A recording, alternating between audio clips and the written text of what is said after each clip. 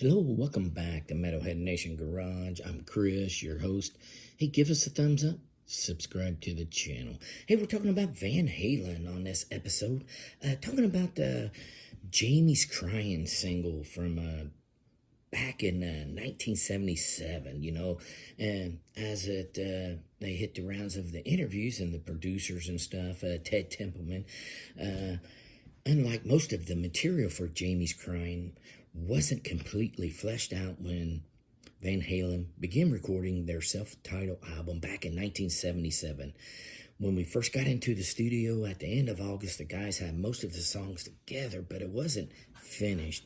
Ted Templeman later recalled in an interview, the bridge wasn't done, so we didn't have a full melody by David Lee Roth. Didn't have the lyrics yet. He scattered his vocals when initially ran through it.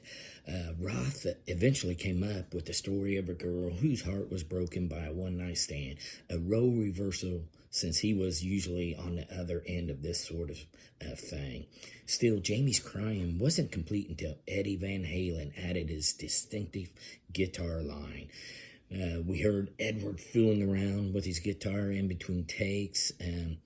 Ross said in the Van Halen Rising book, and he yelled, "Hey man, that's just what we need on the album." Templeman agreed, believing Van Halen's riff sounded like crying. And the rest is history. It was a magical single back in the day. So that'll be this edition of Metalhead Nation Garage.